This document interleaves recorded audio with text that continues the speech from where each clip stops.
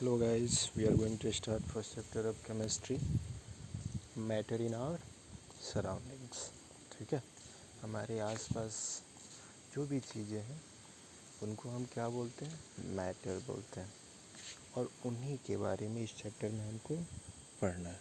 ठीक है, तो चलिए स्टार्ट करते हैं इस चैप्टर को और देखते हैं क्या क्या है इसमें. तो जैसे ही आप अपने आसपास देखते हैं, आपको बहुत सारी चीज़ें देखती हैं. A large variety of things with different shapes, size and textures.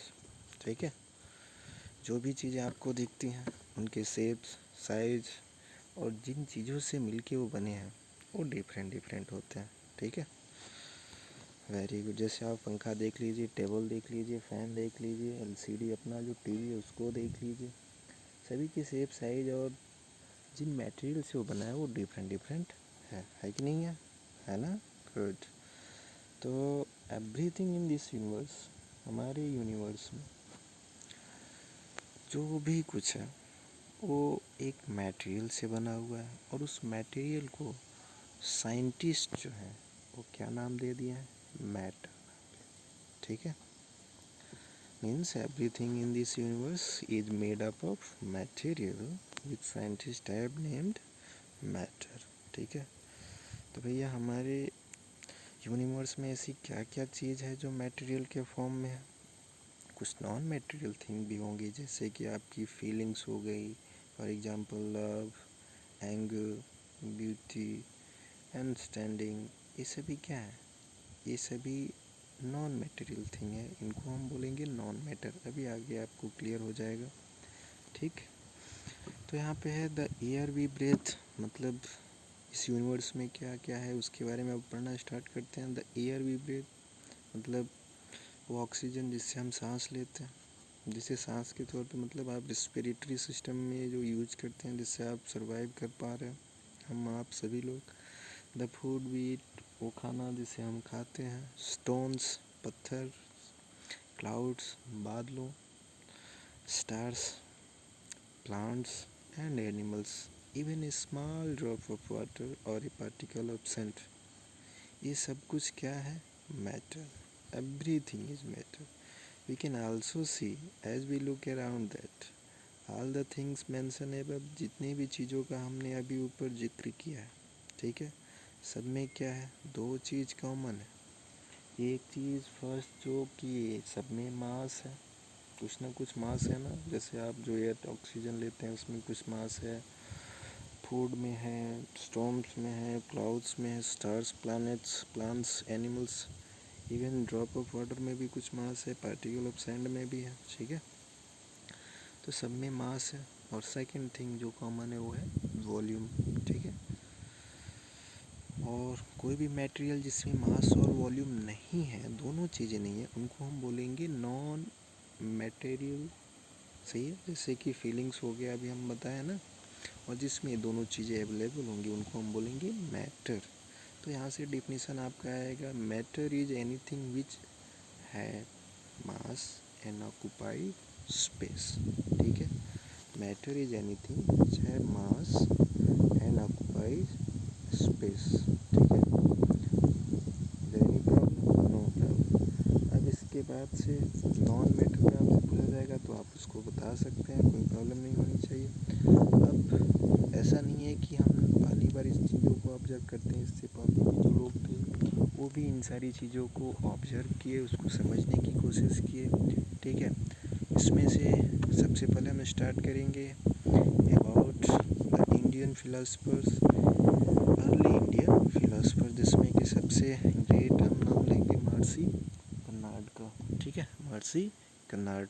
ठीक है, early Indian philosophers classified, early Indian philosophers classified matter in the form of 5 basic elements. जो अर्ली इंडियन philosophers थे जिनमें से हम अभी आपको बताएं महर्षि Karnad one of them.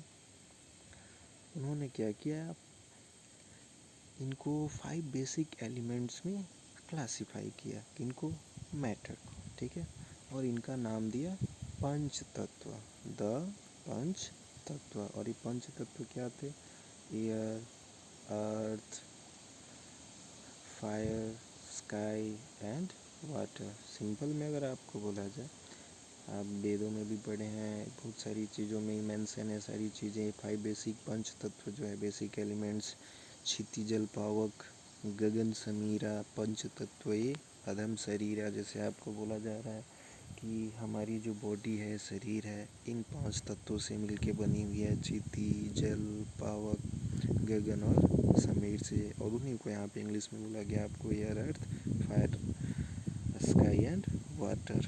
According to Indian philosopher, everything, मतलब लिविंग हो या नॉन लिविंग हो, ठीक है, सब कुछ किससे बना हुआ, was made up of these 5 basic elements. These 5 basic elements क्या है, अभी जो आप ऊपर मेंशन किया गया है, ये 5 बेसिक एलिमेंट्स से मिलके बना हुआ है, या वो लिविंग हो या नॉन लिविंग हो। Is there any problem? No problem. Clear? उसके बाद से ये सारी चीज़ें करने के बाद से अब एंशियंट ग्रीक फिलोसफर भी आए। उनकी जो क्लासिफिकेशन थी लगभग इंडियन फिलोसफर से, अर्लियर इंडियन फिलोसफर्स थे उनसे मिलती जुलती थी, उसमें कुछ खास चेंज नहीं था। देन आफ्टर आपके आए मॉडर्न डे साइंटिस्ट, ठीक है। मॉडर्न डे साइंटिस्ट ने क्या किया, उन्होंने कुछ नई चीज़ें लाई क्लासिफिकेशन के लिए।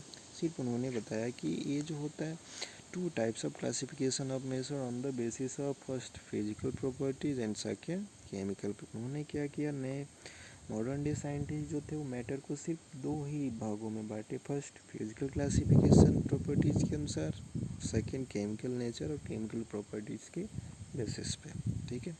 और इस चैप्टर में हम पहले पढ़ेंगे classification of matter on the basis of physical properties.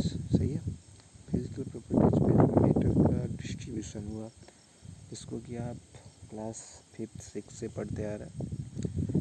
Matter divide into 3 states on the basis of physical properties. First one is solid, which have definite shape and definite volume. Second one is liquid, which have definite volume but indefinite shape. And third, gas, which have neither definite shape nor definite volume, ठीक है ना।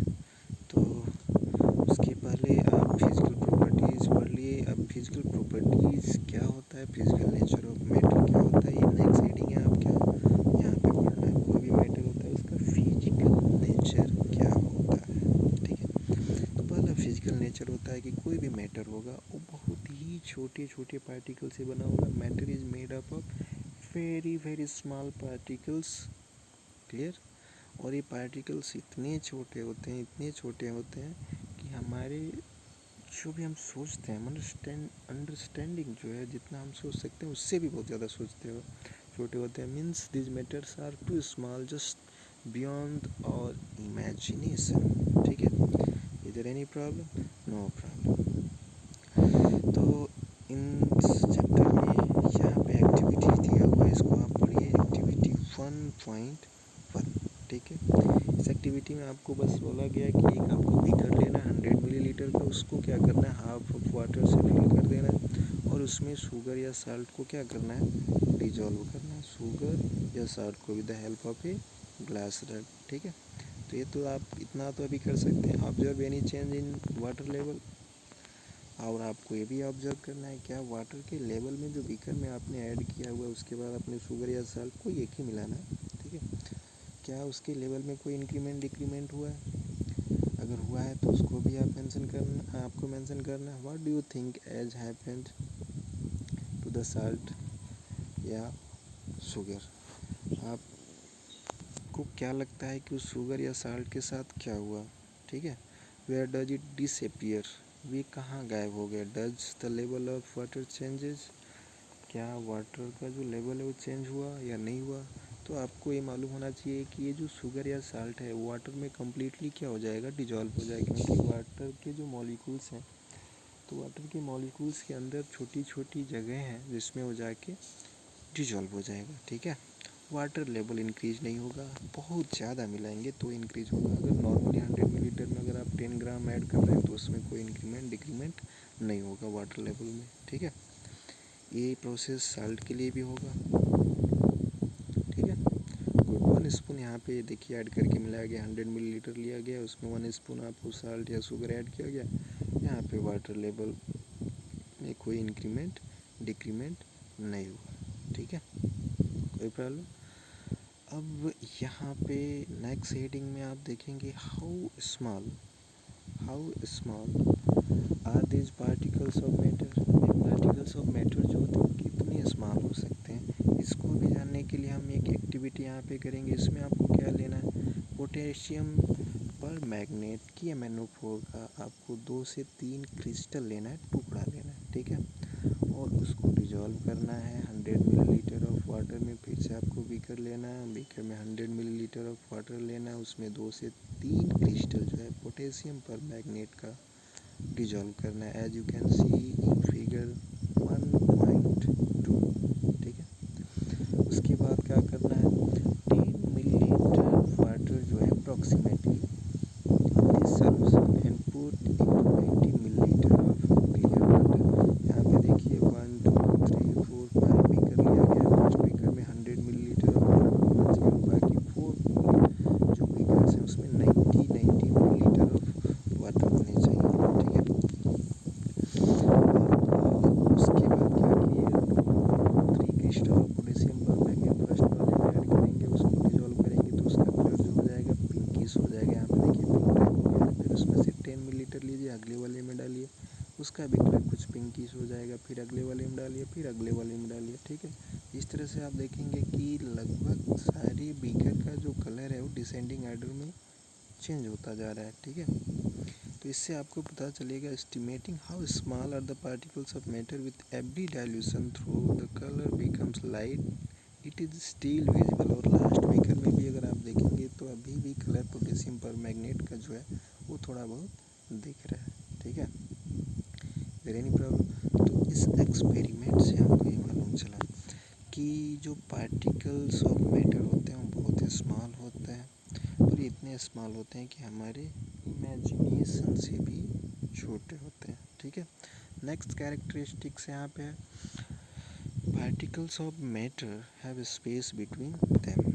Particle of matter जो होते हैं उनके बीच में space भी होता है। अगर आपको कोई बोले कि कोई भी पार्टिकल है या मैटर है, जैसे ईंट है, कोई सॉलिड पार्टिकल या लिक्विड पार्टिकल या गैसियस पार्टिकल है, किसी भी पार्टिकल यानी मैटर में अगर उसमें बोला जाए कि उसके जो पार्टिकल्स होते हैं उनके बीच स्पेस होता है, तो आप बोलेंगे ऐसा कैसे हो सकता है, ऐसा नहीं हो सकता। बिल्कुल है, सही है।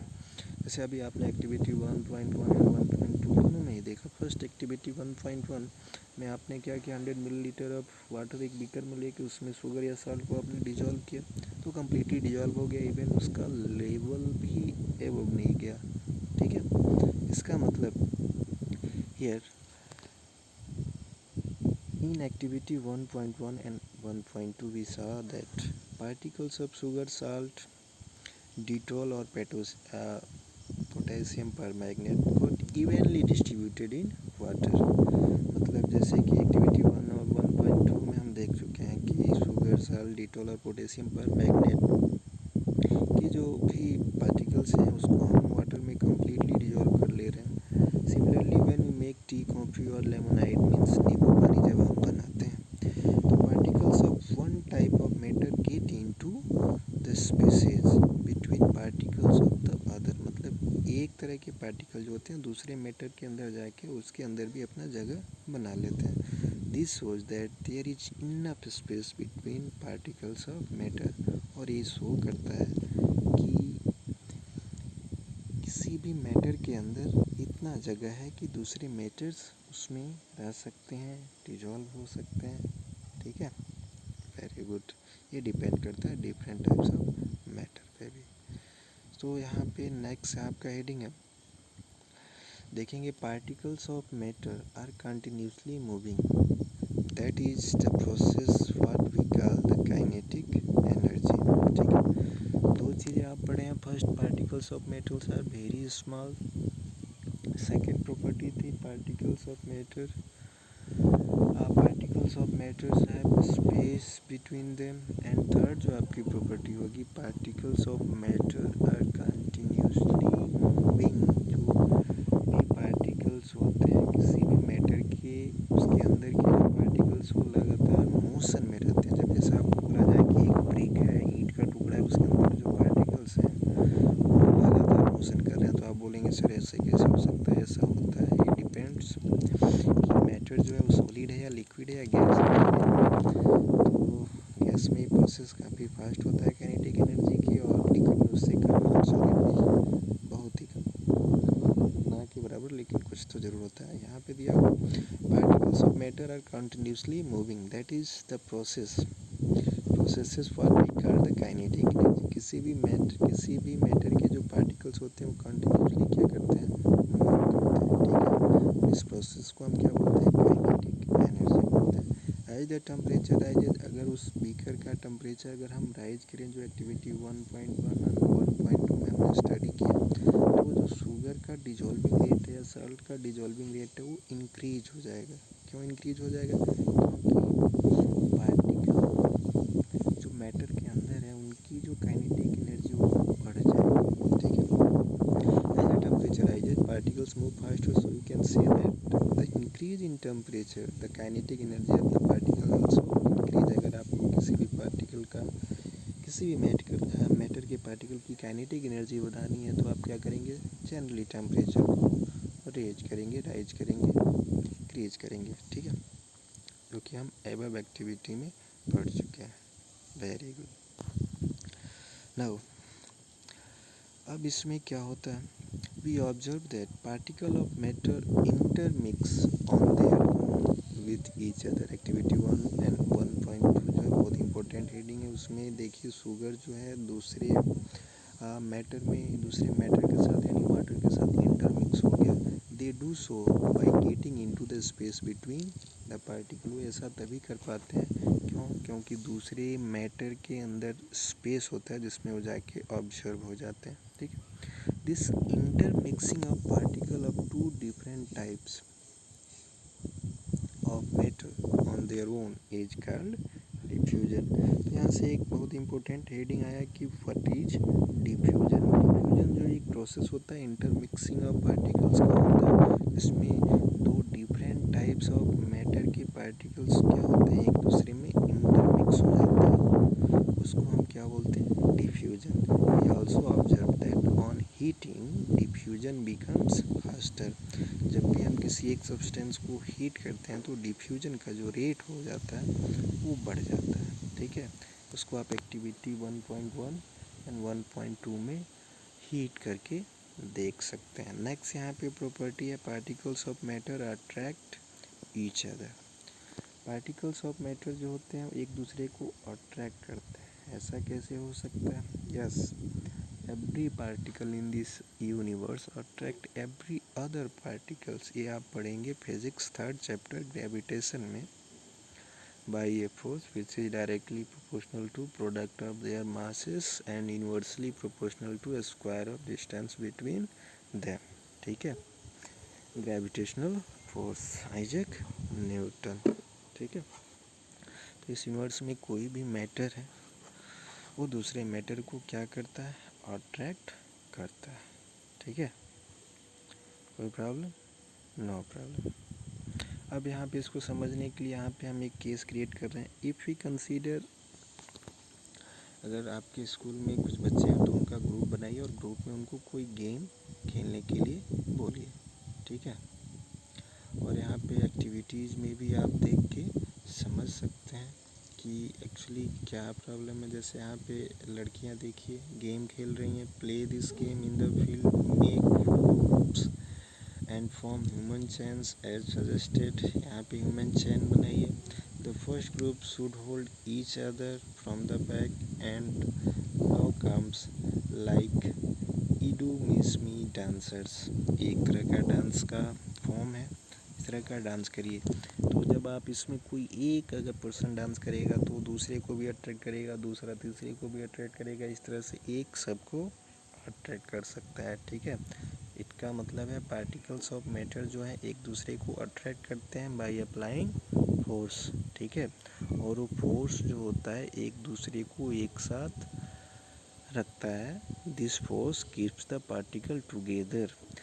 The strength of this force of attraction varies from one kind of matter to another kind. और ये जो फोर्स ऑफ अट्रैक्शन होता है वो डिफरेंट काइंड ऑफ मैटर में डिफरेंट होता है। जैसे सॉलिड में हाईएस्ट होता है, लिक्विड में जाएंगे उससे लेस हो जाएगा और गैस में सबसे कम हो जाएगा। ठीक है, गुड। तो ये प्रोसेस होता है कि सॉलिड, जैसे कि कोई आपको एग्जांपल दिया जाए एज अ ब्रिक्स। ठीक है, अब इसमें फोर्स ऑफ अट्रैक्शन क्या होगा, तो ये जो आपका ब्रिक है इसमें बहुत छोटे छोटे छोटे छोटे छोटे छोटे छोटे छोटे पार्टिकल्स होंगे। ठीक है, एक पार्टिकल दूसरे को अट्रैक्ट कर रहा है बाय ये force. This force is known as intermolecular force. Even इनके बीच में क्या है, स्पेस भी है, जिसको हम बोलेंगे इंटरमॉलिक्यूलर स्पेस। ठीक है, तो सॉलिड में इंटरमॉलिक्यूलर स्पेस बहुत कम होता है।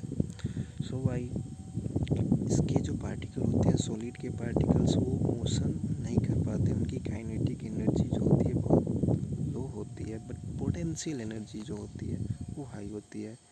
यहाँ पे आपको क्वेश्चन पूछा जा सकता है कि फॉर एग्जांपल कि एक डाइवर जो है, मतलब गोताखोर, जो कि पानी में जंप करता है और ईजिली क्या करता है, वो पानी में तैर सकता है, बट वो सॉलिड में नहीं कर सकता है ऐसा चीज़। क्यों? क्योंकि सॉलिड के जो पार्टिकल्स होते हैं काफ़ी क्लोजली पैक होते हैं इन कंपेरिजन ऑफ लिक्विड। ठीक है, और लिक्विड में इंटरमॉलिक्यूलर स्पेस भी ज़्यादा होता है, इंटरमॉलिक्यूलर फोर्स लेस होता है in comparison of solid. So why we can say that driver can dive in water but not in solid due to less space in comparison of liquid. Good. यहाँ पे कुछ questions आपके लिए, which of the following are matter. यहाँ पे आपको बताना है कि कौन कौन से मैटर हैं और कौन कौन से मैटर नहीं है। Chair, air, love, smell, head, almonds, thought, cold, lemon water, smell of perfume. ठीक है, तो यहाँ पे बताना है आपको चेयर क्या है। चेयर में देखिए मास है, इवन स्पेस लेता है, इसका मतलब चेयर मैटर है। एयर में भी मास स्पेस लेता है, इसका मतलब वो क्या है, मैटर है। बट लव मैटर नहीं है क्योंकि वो फीलिंग है। सही है, वेरी गुड। इसके बाद जैसे आप आगे बढ़ेंगे, सेकंड क्वेश्चन है, give reason for the following observation. First, the smell of hot sizzling food reaches you several meters away, but to get the smell of cold food you have to go close. तो देखिए, जब खाना गर्म रहता है, जब खाना को आप पकाते रहते हैं, तो आप पढ़े हैं diffusion, intermixing of particles of two matter into its own. और डिफ्यूजन का जो रेट होता है, जैसे जैसे आप हीट बढ़ाते हैं, टेम्परेचर बढ़ाते हैं, तो डिफ्यूजन का रेट जो होता है बढ़ता जाता है। तो खाना जब गर्म रहता है तो खाने के जो पार्टिकल्स हैं, खाना एक तरह का मैटर हो गया, अब उसके जो पार्टिकल्स हैं उनका डिफ्यूजन काफ़ी फास्ट होता है इन एयर। ठीक है, due to while we are cooking during that time the smell of hot sizzling food reaches us several metre away. But जब वही खाना ठंडा हो जाता है, यानी कि उसमें हम हीट उसको नहीं करते हैं, तो उसके जो पार्टिकल्स होते हैं उनकी काइनेटिक एनर्जी डाउन हो जाती है, due to which we several metres travel नहीं कर पाते हैं। ठीक है, तो यहाँ पे थर्ड क्वेश्चन है, diver is able to cut through water in a swimming pool, which property of matter does this observation show. तो यहाँ पे कौन सी प्रॉपर्टी होती है मैटर की जो ये शो करती है कि कोई भी एक डाइवर है जो स्विमिंग पूल में डाइव कर सकता है, बाय विच प्रॉपर्टी। तो ये प्रॉपर्टी आपको बतानी है। ठीक है, ये क्वेश्चन हम आपके लिए लीव कर रहे हैं, अगर आप नहीं कर पाएंगे तुरंत आप वन वर्ड का इसका आंसर है, देखते हैं आप क्या इसमें पढ़ें, उसी से आपको बताना है। जैसे इंटरमॉलिक्यूलर स्पेस होता है, आपको इसको आंसर बताना है। ठीक है, in detail. Last question, what are the characteristics of particle of matter. तो यहाँ पे 4 कैरेक्टरिस्टिक्स आपको बताना है। Particles made of very small things, small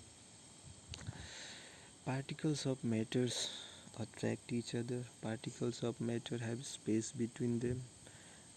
Clear? Is there any problem? And particles of matters are continuously moving. तो ये 4 properties आपको लिखनी है, बाकी नेक्स्ट वीडियो में। Thank you.